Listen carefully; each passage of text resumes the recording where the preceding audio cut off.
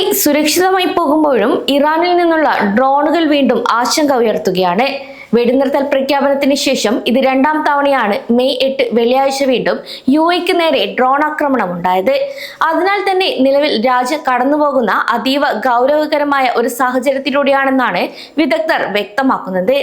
കൂടാതെ കഴിഞ്ഞ കുറെ മാസങ്ങളായി മിഡിൽ ഈസ്റ്റിൽ നിലനിൽക്കുന്ന സംഘർഷം ഇപ്പോൾ പുതിയൊരു തലത്തിലേക്ക് എത്തിയിരിക്കുകയാണ്. മെയ് 8 പുലർച്ചെ ഇറാനിൽ നിന്ന് യുഎഇ ലക്ഷ്യമാക്കി നടന്ന മിസൈൽ ഡ്രോൺ ആക്രമണങ്ങൾ പ്രവാസി സമൂഹത്തിനിടയിലും വലിയ ആശങ്കയുയർത്തിയിട്ടുണ്ട്. എന്നാൽ എന്താണ് യഥാർത്ഥത്തിൽ സംഭവിക്കുന്നത്? ഇറാൻ എന്തിനാണ് യുഎഇയോട് ഈ ശത്രുത തുടരുന്നത് എന്നതിനെ കുറിച്ച് വിശദമായി അറിയാം. വെള്ളിയാഴ്ച പുലർച്ചെയാണ് യുഎഇ വ്യോമ പ്രതിരോധ സംവിധാനങ്ങൾ ഇറാനിൽ നിന്നുള്ള 2 ബാലിസ്റ്റിക് മിസൈലുകളെയും 3 ഡ്രോണുകളെയും ആകാശത്ത് വെച്ച് തന്നെ തകർത്തത്. പ്രതിരോധ മന്ത്രാലയത്തിന്റെ അറിയിപ്പുകൾ അനുസരിച്ച് ഈ ആക്രമണത്തിൽ 3 പേർക്ക് പരിക്കേറ്റു. കൂടാതെ ഫുജൈറ ഉൾപ്പെടെയുള്ള എമിറേറ്റുകളിൽ വലിയ സ്ഫോടന ശബ്ദങ്ങൾ കേട്ടതായും റിപ്പോർട്ടുകളുണ്ട്. എന്നാൽ ആരും പരിഭ്രാന്തരാകേണ്ടതില്ലെന്നും ആ ശബ്ദങ്ങൾ ഇറാനിൽ നിന്നുള്ള മിസൈലുകളെ നമ്മുടെ പ്രതിരോധ സംവിധാനം വിജയകരമായി തകർക്കുന്നതിനാണെന്നും അധികൃതർ വ്യക്തമാക്കിയിട്ടുണ്ട്. വീണ്ടും ആക്രമണം വന്നതോടെ എന്തുകൊണ്ടാണ് ഇറാൻ യുഎഇയെ ലക്ഷ്യം വെക്കുന്നത് എന്ന ചോദ്യം പ്രവാസികൾക്കിടയിൽ ശക്തമാണ്. ഇതിന് പ്രധാനമായും 2 കാരണങ്ങളാണ് പറയുന്നത്. യുഎസ് സൈനിക താവളങ്ങൾക്ക് ആതിഥേയത്വം വഹിക്കുന്ന രാജ്യമെന്ന നിലയിൽ യുഎഇയോട് ഇറാന് രാഷ്ട്രീയപരമായ ചില വിയോജിപ്പുകളുണ്ട്. കൂടാതെ ഫെബ്രുവരി 28 യുഎസ് ഇസ്രായേൽ ആക്രമണങ്ങളോടെയാണ് ഈ ഒരു യുദ്ധം ആരംഭിച്ചതും. ഇതിന് പകരമായി യുഎസ് സഖ്യകക്ഷിയായ യുഎഇയും മറ്റ് ഗൾഫ് രാജ്യങ്ങളെയും ലക്ഷ്യം വെച്ചും ഇറാൻ ആക്രമണം തുടരുകയാണ്. കൂടാതെ ആഗോള സാമ്പത്തിക രംഗത്തെ തകർക്കുക എന്ന ലക്ഷ്യത്തോടെ ലോകത്തിലെ എണ്ണ നിയന്ത്രിക്കുന്ന ഹോർമുസ് കടലിടുക്ക് ഇറാൻ അടച്ചുപൂട്ടിയിരിക്കുന്ന അവസ്ഥയാണ് ഇപ്പോഴുള്ളത്.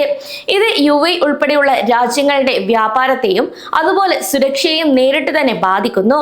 ഫെബ്രുവരി 28 മുതൽ നടന്ന ആക്രമണങ്ങളുടെ കണക്കുകൾ നോക്കുമ്പോൾ സാഹചര്യം എത്രത്തോളം ഗൗരവകരമാണെന്ന് മനസ്സിലാകും. അതായത് ഇതുവരെ യുഎഇ വ്യോമ പ്രതിരോധം 551 ബാലിസ്റ്റിക് മിസൈലുകളും 29 ക്രൂയിസ് മിസൈലുകളും 2263 ഡ്രോണുകളുമാണ് തകർത്തത്.